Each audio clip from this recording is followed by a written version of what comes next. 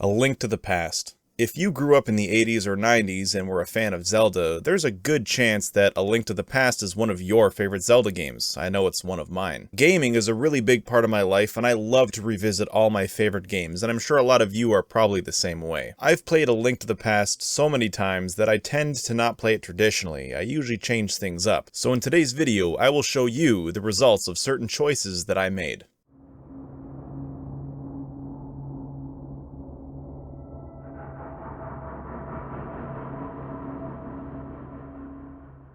So to start things off, what happens if you never upgrade your Master Sword? As I'm sure you're all aware, there's a total of 4 swords. The second sword is the Master Sword, but you can upgrade it twice to increase your damage output. Well, it's obvious that not upgrading the Master Sword will make enemies harder to kill, but let's kill Ganon and see how easy it is.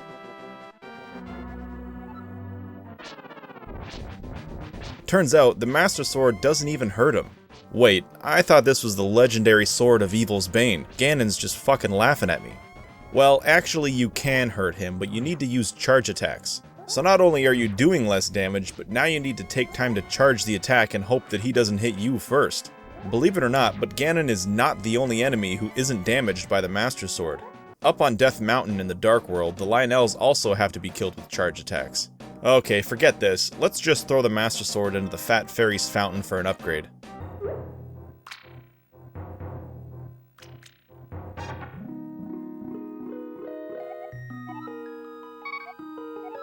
Yeah, she basically says, "Fuck you, asshole." Well, that's a bummer. While we're here, I've always wondered where this river goes. As a kid, I often fantasized about shit like this. I had a pretty big imagination. Well, let's take a dip.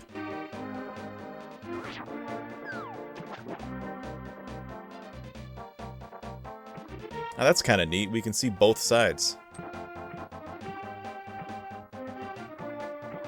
Alright, let's move over to the left here, and, oh, okay, that's the, Dark World equivalent to the Smithy Dwarf area.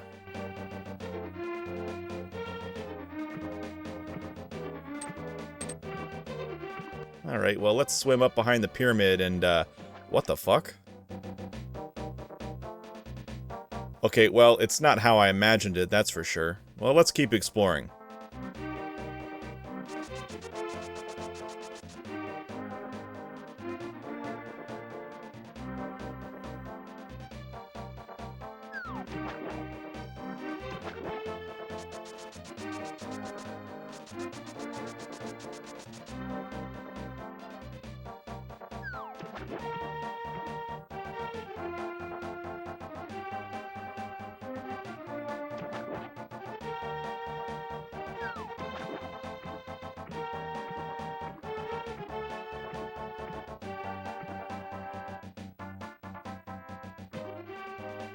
And the game took a shit.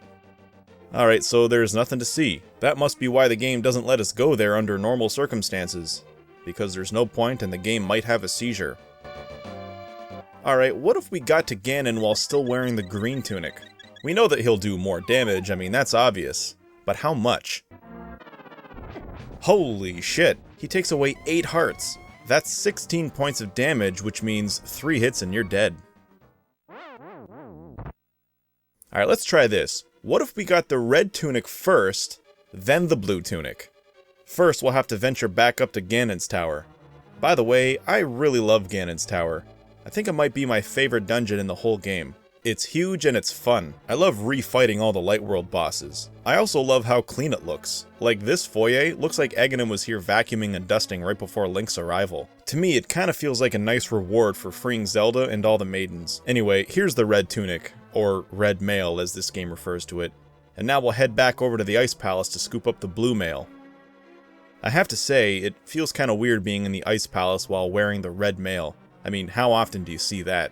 This dungeon is actually pretty tough, especially since normally you're wearing the green mail, but there's a lot of ice and the labyrinth layout makes it confusing to navigate. You found the blue mail. This armor reduces the amount of damage that you take from enemies. And nothing. This game knows that you had the better armor and just gets rid of the blue. But I kinda like the blue mail. So there you have it. Those are just some things I wanted to show off in A Link to the Past that you'd likely never see if you were playing the game as intended. It's kinda neat how you can choose to make the game harder by not getting the red or blue mail and or by not upgrading the Master Sword. The hardest setting in the game obviously is the green clothes with the base Master Sword, but you don't have to make the game that hard. I mean, you can choose any combo you want. You can choose to stay in the green clothes but get the 4th sword, or get the blue mail but only upgrade to the 3rd sword. It can be as difficult as you want it to be, and this is just another reason why I love A Link to the Past.